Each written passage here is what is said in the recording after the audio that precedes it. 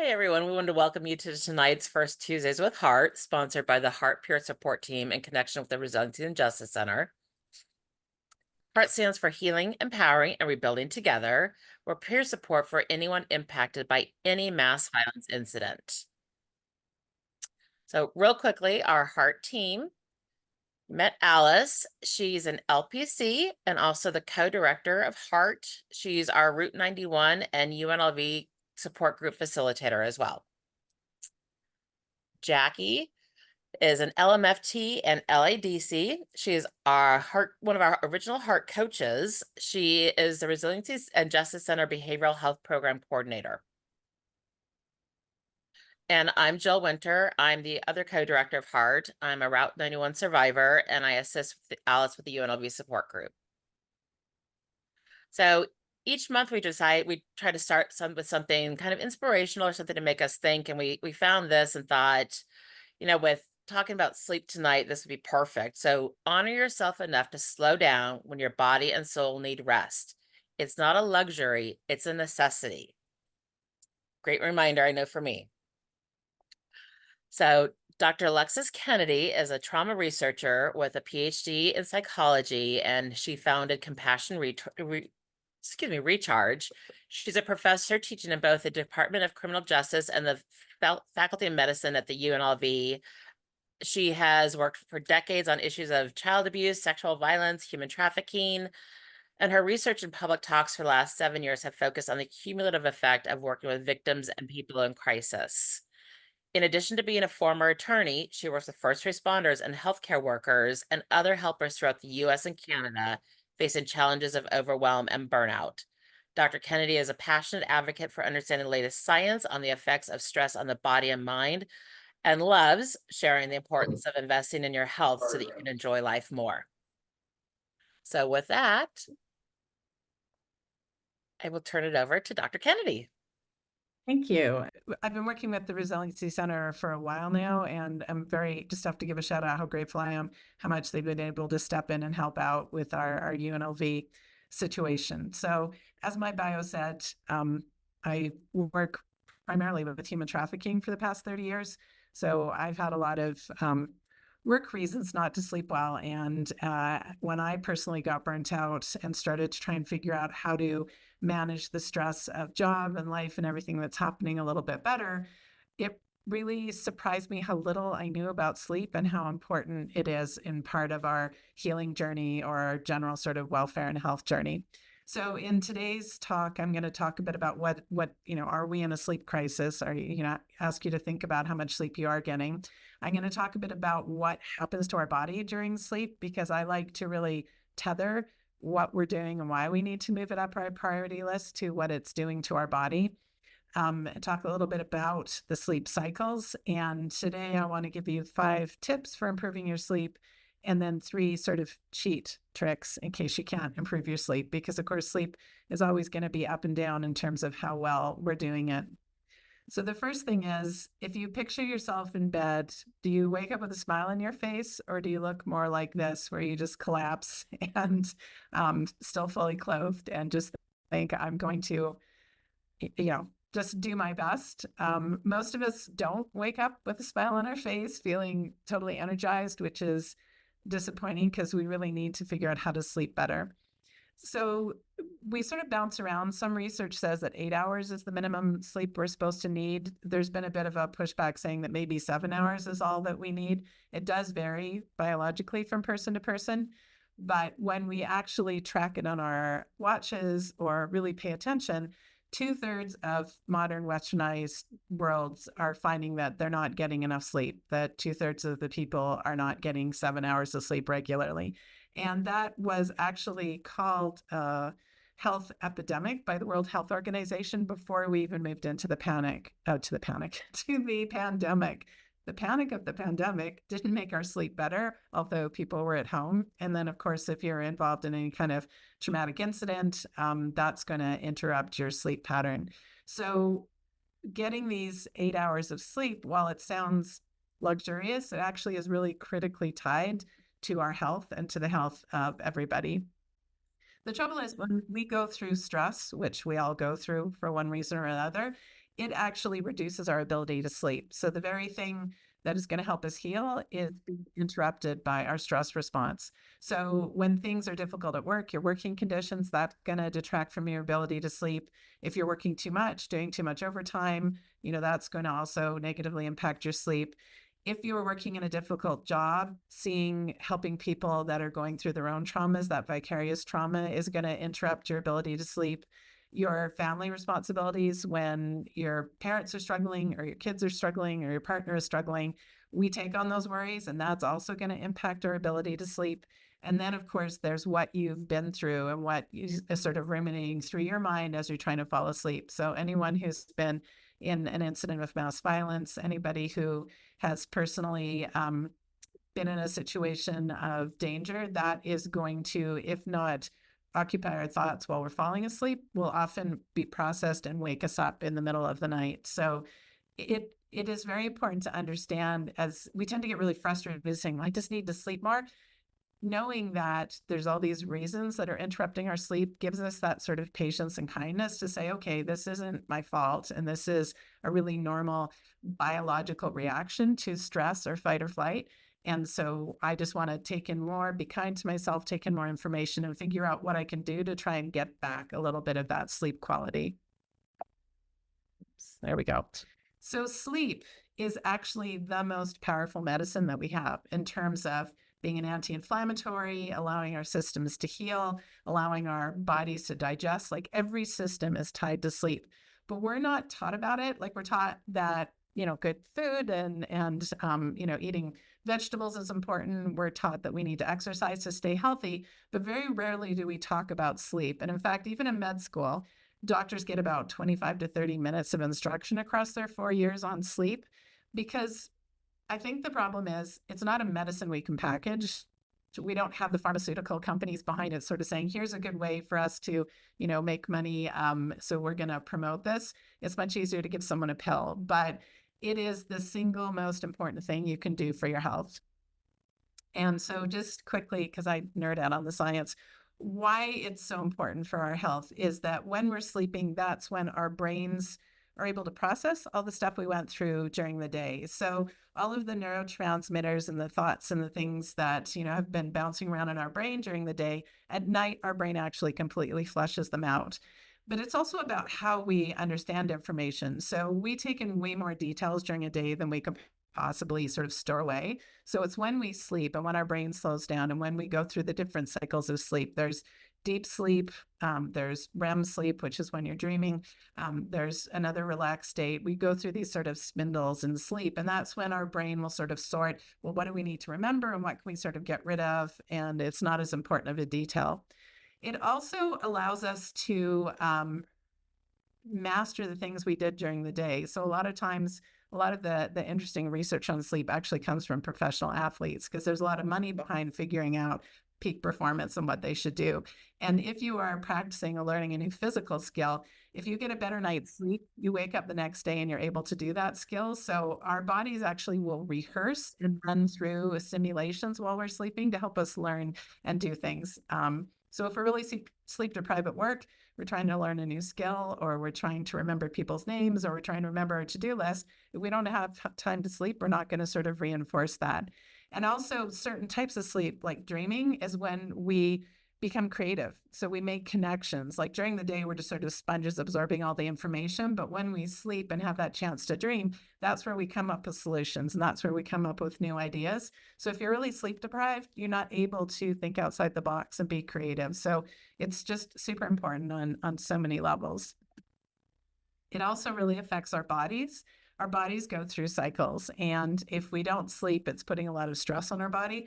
So for example, when we sleep, that's when our blood pressure drops, which is important, because if we stay chronically in a stress situation or in fight or flight, that's, asking our systems to rev up, and that's going to put a lot of stress on our heart. So we're realizing that this chronic lack of sleep is tied to all of our chronic health problems, and including, a lot of the heart disease and the stuff that is sort of leading problems in terms of premature death and things like that.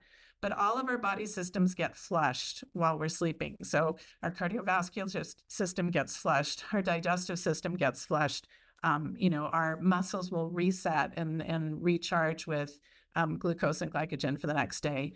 And it's also when our body, in that flushing, is when we get rid of the stuff that we weren't able to use, the extra glucose, the high sugar levels. It's really important to all of our healing, including healing from stress. If our bodies, we're learning so much more about the microbiome. If our digestive tract doesn't flush at night, if our brain doesn't flush through the unused neurotransmitters, all of that stuff leads to inflammation and decreases our ability to perform the next day. It is also when we heal. So, patients who've been through surgery or you've got an injury, sleep is the time when your body will go through those different sleep spindles and actually do the healing that it needs to do. So it's kind of weird that we leave patients in hospitals where it's very hard to get sleep. They're going to start to heal a lot faster once they get home and have good quality sleep. But it's true for any of the stressors that we're going through. Inflammation and stress causes inflammation. Inflammation causes a lot of harm in our body. So our chronic, irritable bowel syndrome is tied to stress. That's why doctors will say, you need to reduce your stress. You need to get more sleep. We need time for all of our systems to sort of recover. And again, you go to a doctor and say, well, I've got this problem or that problem. Very rarely they'll say you need to reduce your stress and you need to sleep more, but they don't explain the process behind it, which is really incredibly powerful. And the people that are doing research on sleep and health are just finding incredible links. We do know that when people don't sleep, it leads to a higher risk of injury in terms of, tripping and falling, or for athletes, if they're not getting a good night's sleep, they're more likely to tear muscle the next day. But it actually impacts our ability to drive and other things like that. So we have more accidents in the United States that are fatal accidents that are caused by sleep deprivation than we do if we add up alcohol and drug together. So it really is something that people will say, oh no, I'm fine. I can drive home even though I'm tired. I'm fine when I'm driving. You're actually not. It's one fatality an hour in the US due to driving while tired.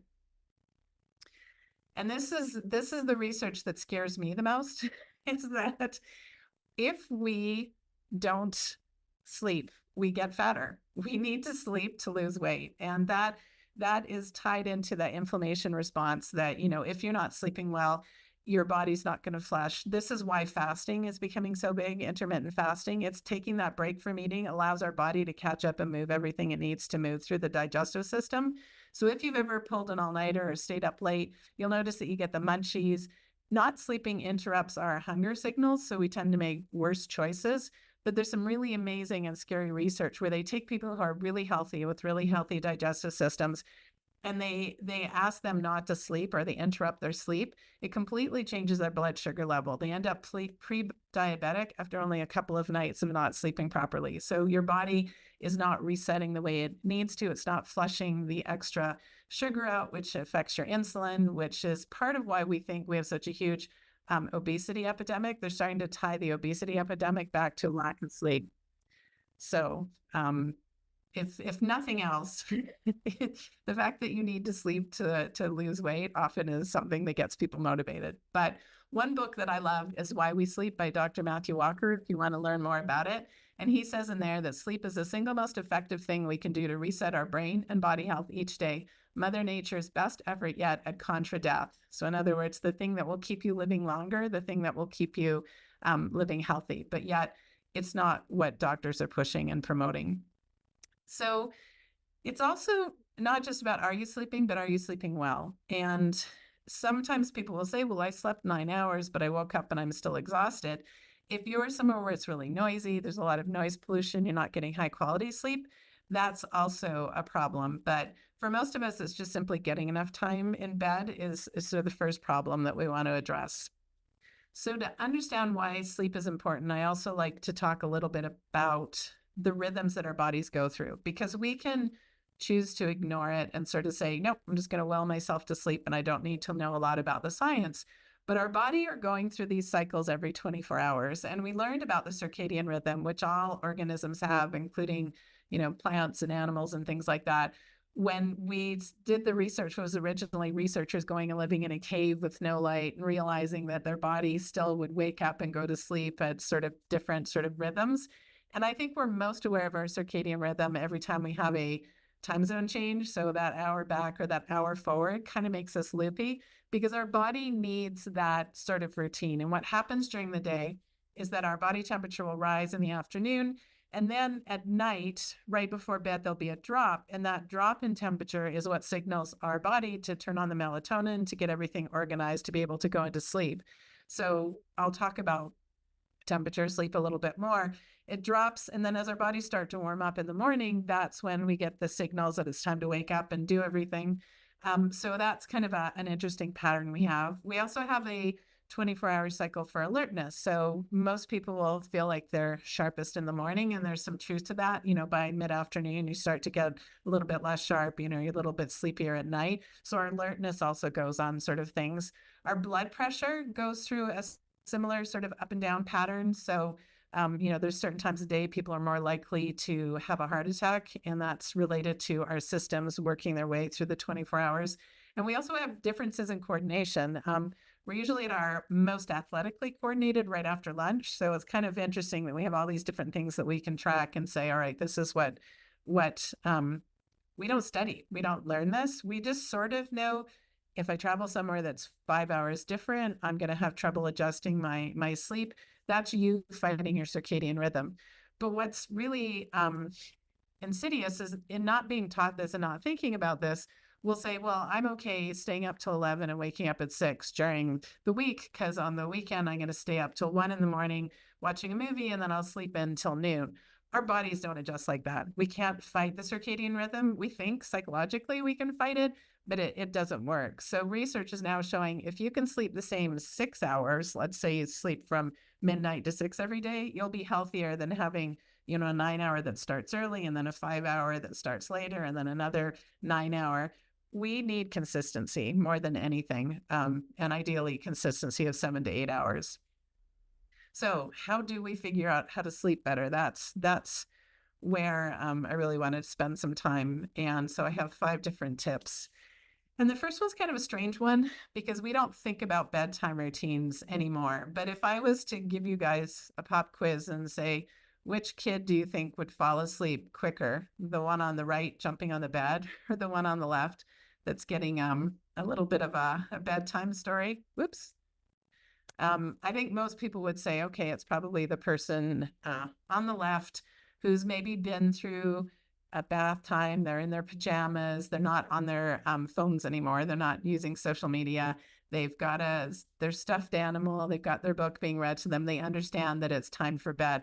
That routine is an incredibly powerful thing that we lose once we're no longer kids. And it's something that the research is showing is a really simple step that we as adults can do to help not fight that circadian rhythm, to help not fight the sort of systems that are going. Most of us, and I'm guilty of this, is that I'll work in bed with my computer until I'm absolutely can't see straight. I close the computer and then think I should fall asleep immediately. That's not how sleep works. We don't have that instant light switch. And yes, you can work until you collapse, but that's not going to be high quality sleep. And chances are you're going to be fighting the sort of systems and the rhythms. So for bedtime routine for adults, it sounds really dumb on the one hand, but it is what all of the sleep researchers are starting to show out of Harvard and all the different places, that we need to tell our bodies and our brains it's time to shut down. It's time to stop thinking about work. It's time to stop thinking about the things we can't fix till tomorrow, the to-dos and things like that. And it's very simple. Just adding a 5-minute bedtime routine, 5 to 10 minutes every day, can make a huge impact on slowing your brain down, slowing your heart rate down, getting out of the fight or flight response, and being able to sleep better. So having a cup of tea, not like a full meal right before bed. There's also a lot of research that says you shouldn't eat more than 2 hours before bed because we want to have that break for our digestive system to flush as well. Doing meditation is one of the best things. Anything, just simply focusing on your breathing, but not scrolling on Instagram and not binge watching Netflix and not doing stuff that is not watching the nightly news or a presidential debate. Things that stimulate your nervous system are going to be contrary to allowing yourself to sort of wind down and do the sleep that you need to do. Reading a book under low lights is another thing that you can do. Most of us have sort of switched to reading on our phones, but when we've got our hand on our phones, we kind of tie that to work and emails and all the other stuff that's going on. So it's a strange thing to talk about having routines, but it's something that is really easy to adopt and build into your life.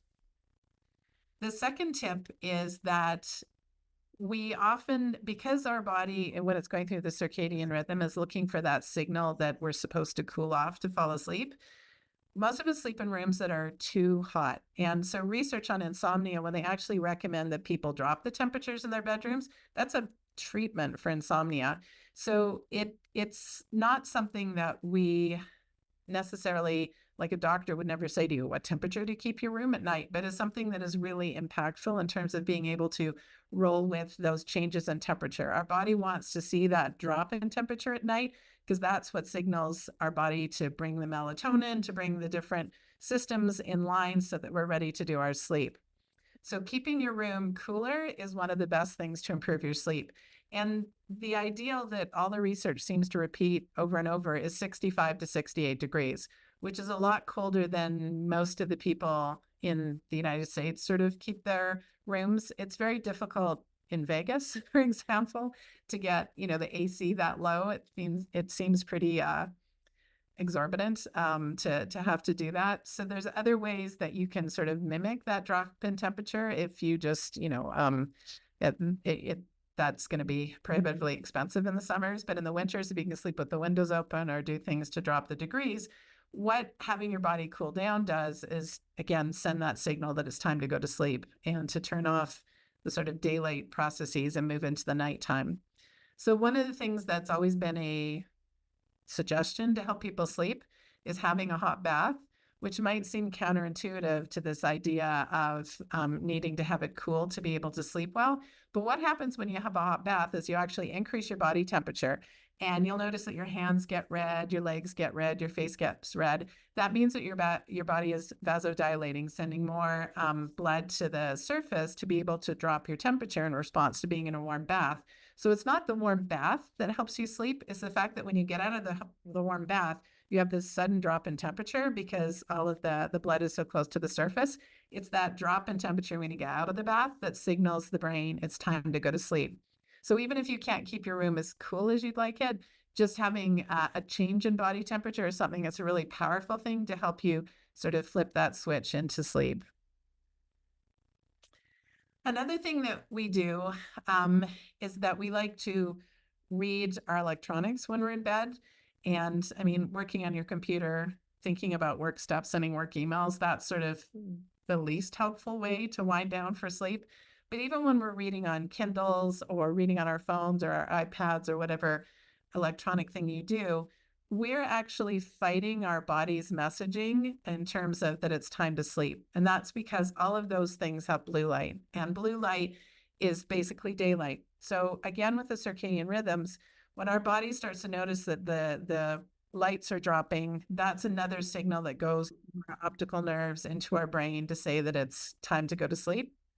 And if, it may be dark out, it may be 11 o'clock at night, everything's dark, but if you've still got your phone on in one hand and your TV on in the corner and your iPad in the other hand, you're sending all of this blue light information into your brain saying it's still daytime. So your body doesn't know what it should do, and it's a little slow to trigger the release of the melatonin to get everything else sort of on track for sleeping. So there's, some solutions now where some of our phones will switch into night mode. You can set that. You can set your computer to change the amount of brightness. There's also blue light glasses that you can put on to reduce the amount of contrary information going into your brain. But the best thing to do is actually to switch to amber lights, like have the lights in your room be something that are softer lights, or you can actually buy red lights, read a paper book rather than looking at a phone. I like listening to Audible so that I sort of can close my eyes, but my brain's still going. I listen to a story. You can set the timer for half an hour. And that way I'm not giving that contrary information of all that blue light sort of flooding my brain, telling me it's still daytime. The other thing that I used to do that I have almost broken myself of is sometimes you'd wake up at 2 or 3 in the morning and the first thing you're thinking is, well, what time is it? Is it time to get up? No, I've got enough time. I should try and go back to sleep. And you'd look at your phone and then you'd see a little red dot and think, oh, I got a text last night. Or you'd be like, oh my gosh, how did I get to 100 new emails? And you'll start playing with your phone and doing things with your phone. That basically is telling your brain it's daylight. Guess what? It may feel like 2 o'clock and it's dark out, but according to your brain looking at your phone, it's full daylight. And that gets the melatonin turned off, or the other systems. By then, melatonin is starting to drop, but the other sleep hormones are being told to shut down and instead fire up the stuff that you need for the day. So checking your phone in the middle of the night and getting that blast of blue light in your eyes is one of the worst things that you can do for your sleep. So with that, and the idea of not looking at your electronics and phone, the other thing is a lot of research is showing that we need to have dark rooms to sleep well. And this research, particularly if you're someone who does shift work, if you're someone who has to sleep at odd hours, we really are fighting our body and our circadian rhythm if we're giving it a lot of artificial light. My son was always a weird sleeper. Like he had to have blackout curtains. He couldn't have any lights. And I remember thinking, okay, over dramatic. But turns out he was actually right, that even when our eyes are closed, our blood close to the surface will read blue light. And so if you're sleeping in a room, even if you have an eye mask on, if there's a lot of bright light, you're getting this contrary information into your body. And so one of the best ways to improve your sleep is to make your room as dark as possible. So if you have, and we've all sort of experienced that where you're in a hotel room and you wake up and you see the unfamiliar alarm clock and you think, holy gosh, that is like the brightest light I've ever seen. And it seems to light up the entire room. That's that contrast of dark to, lights that are unexpected. So if you have electronics in your room that have little red lights, putting little duct tape over it or putting little pieces of tape to cover that light make a big difference. Having blackout curtains or having your curtains closed properly, all of those things are going to help work with your body to say, okay, it's time to sleep now. And when you do, if you do wake up in the middle of the night, bad dream, have to go to the bathroom, whatever it is that interrupted your sleep, if you're still in a dark room, you get all that information back to your body saying, nope, time to sort of regroup and try and go back to sleep. So some people say, well, I need some light because I have to go to the washroom.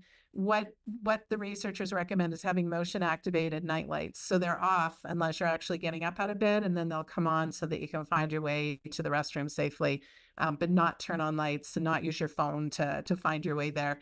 And because we're just terrible with our phone, even if we pick up our phone just to use it as a flashlight, once it's in our hand, and we're sort of semi-awake, it's like, oh, what's new on Instagram or what's new in my life.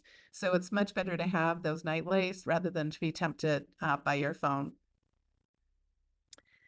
And I think one of the myths that becomes the most damaging too is that we think that people fall asleep instantly. So people who sleep well go to bed, fall asleep instantly. If they wake up and go to the washroom, they get back, they fall asleep instantly.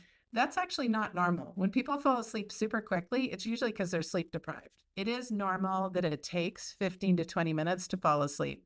So if you wake up at 2 or 3, you had an intrusive thought, you had something happen that sort of startled you awake, we just have to be kind. What we tend to do, especially if we're worried about our sleep, is we say, oh no, not again. Here I am, 2 o'clock. I can't believe this is happening again. I'm a terrible sleeper. And then we get into this like worry thought spiral that actually completely obliterates our ability to sleep.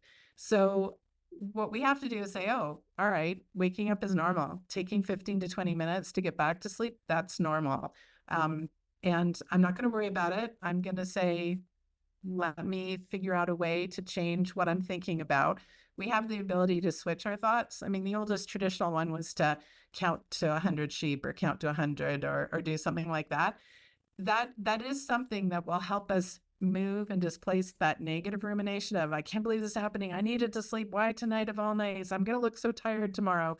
We have to sort of move and displace those stress thoughts and instead do an exercise. So one of the exercises a lot of people like to do is that they will tense different parts of their body. So they'll think, okay, I'm going to do a quick body check. So you'll tense your toes and your feet and then let it go. Then you'll tense your calves and let it go. Then you'll tense your knees and let it go. And you just work your way through your body. It's a simple little relaxation exercise, but more than clenching and relaxing your body, it's about moving sequentially and thinking about the different body parts.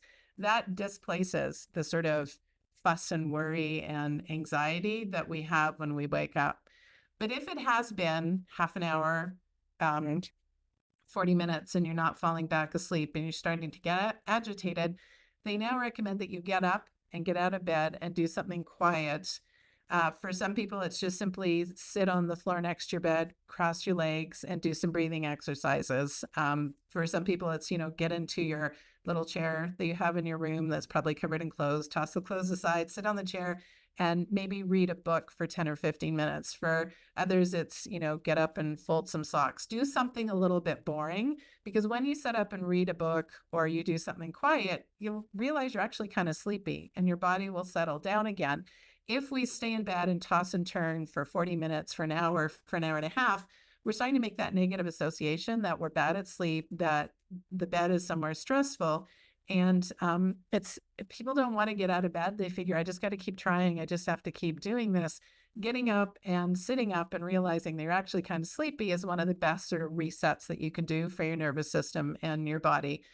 You don't want to be on your phone. You don't want to be putting bright light into you. So again, having a reading light that's low powered or red that you read your book with, make it a boring book.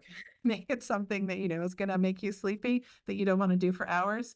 And that'll help settle your body and your mind down so that you can go back to sleep. So if it doesn't work and you have to go to sleep tired, here's a couple of tricks. And I get asked a lot about naps. The reality is, if you are very sleepy in the early afternoon and you feel that sort of ebb in your attention and focus, naps can actually be really good, but they have to be short. They have to be under half an hour. And even if they're a 5-minute nap, that can be a really quick way to reset that sort of sleepiness that's building over the day. Naps are not recommended for people who are having trouble sleeping, because if you nap too much, you're going to reduce your sleepiness and you're not going to be able to go to bed at night. But for most people, having a short nap, so setting an alarm so that you don't sleep, people say, well, how can I set an alarm? It might take me 20 minutes to fall asleep and it's a 25-minute alarm. It doesn't matter. Even if it takes you 20 minutes to fall asleep and you only sleep 5 minutes, that's still going to help you reset your nervous system and reset the, how you feel about feeling sleepy. If you sleep too much or you wake up mid sort of dream or something, often that's why people don't like naps. They wake up, they feel a little bit loopy, nauseous. If you just simply run cold water on your hands or splash cold water on your face, that's a really good thing to get over that sleepiness feeling. It can help you feel refreshed. So even if you think you didn't nap, but you lay down quietly for a minute and you get up and you're still feeling kind of groggy and loopy, using a little bit of cold water will help sort of wake you up. And any kind of movement, actually getting up and dancing or getting up and moving around, is all going to help you sort of deplete that sleepiness and get back to the task that you need to do. And then the final tip is be careful with stimulants. And by that, I mean caffeine.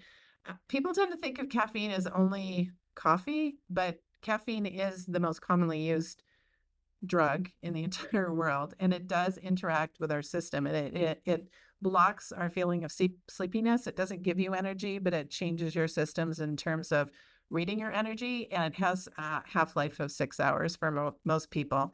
So the easiest rule of thumb is just don't drink caffeine after 12 o'clock, because it's going to have to break down. And if you have too much caffeine in the afternoon, for a lot of people, it's going to interfere with their ability to fall asleep. The funny thing is, people don't think of energy drinks as being caffeine, as having, Coke with dinner or Mountain Dew. That's still caffeine. That's caffeine plus sugar. So 2 stimulants together, that's going to be impacting your sleep. And it's important to sort of be aware of that. I know I could talk forever. I lost track of time. So sleep.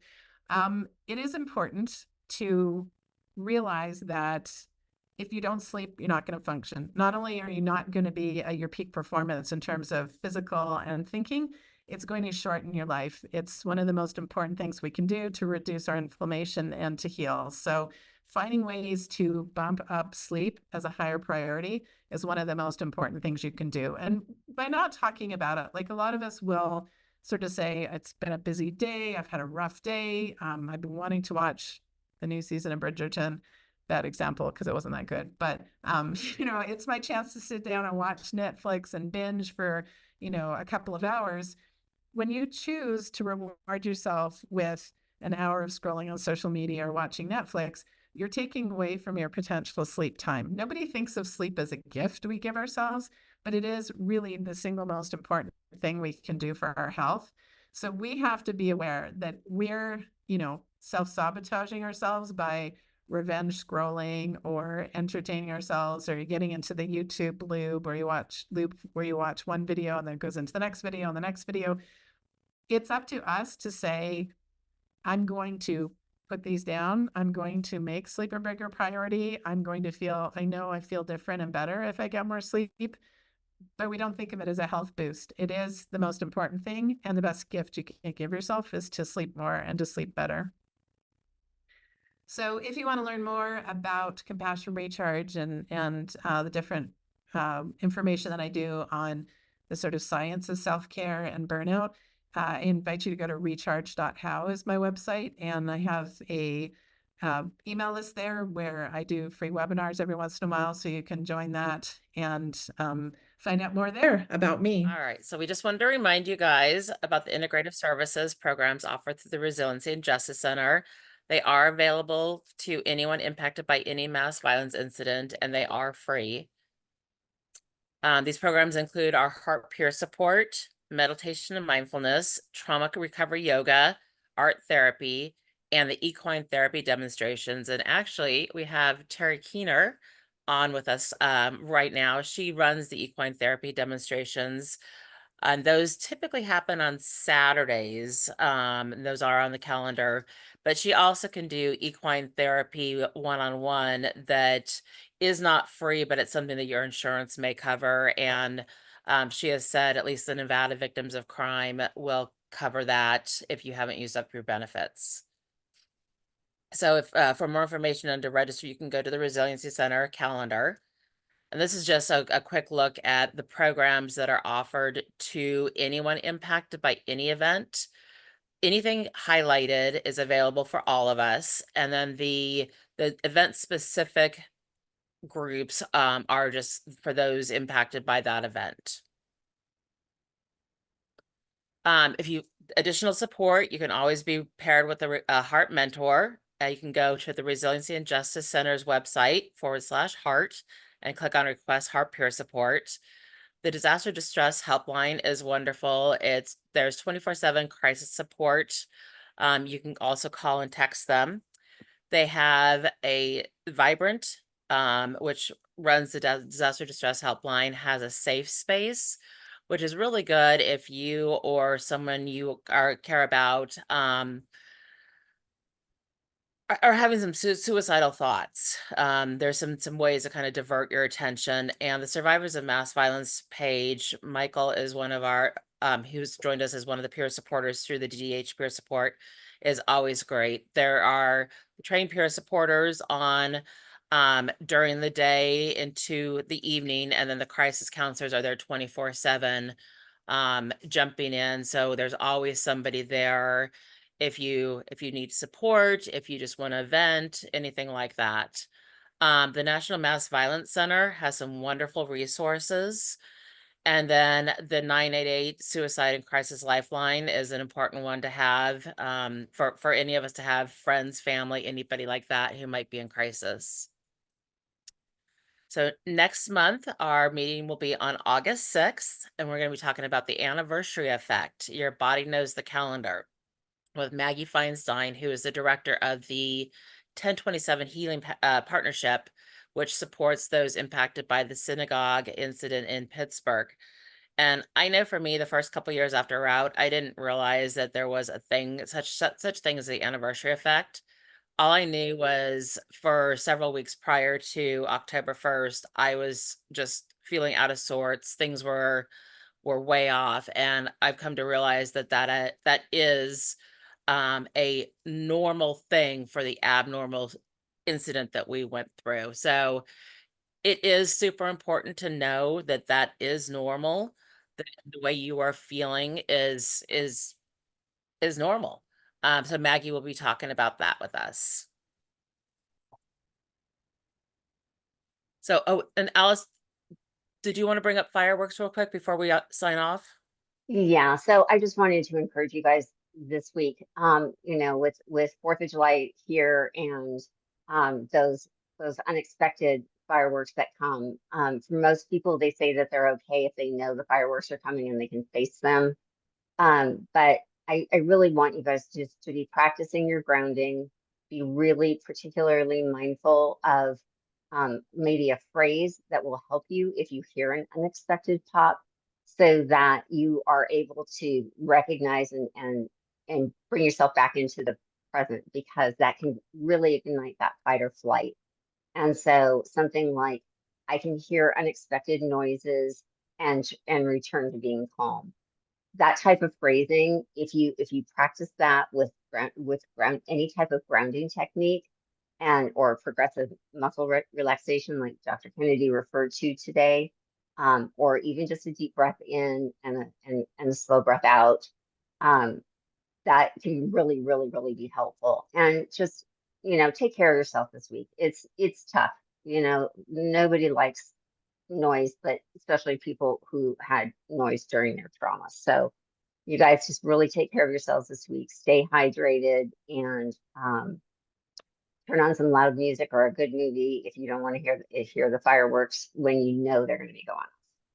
Okay. One thing that I found helpful is if I am out at a public event and I know there's going to be fireworks, I'll let whoever I'm with, my friends that I'm with, know, hey, if you notice that I look unsettled, I need you to remind me that I'm safe, that I'm not in Vegas. And I even do it, here in Tennessee, we have fireworks, I'm surprised they haven't started going off yet. But it's like, I'm safe, I'm not in Vegas, I'm home. So anything, and even if you have to repeat that to yourself 100 times until your body believes it, that's okay. It's better to repeat it than it is to feel that anxiety building up inside of you, because that does you more harm than good. Okay. Thank you so much for joining us. We look forward to seeing you guys next month.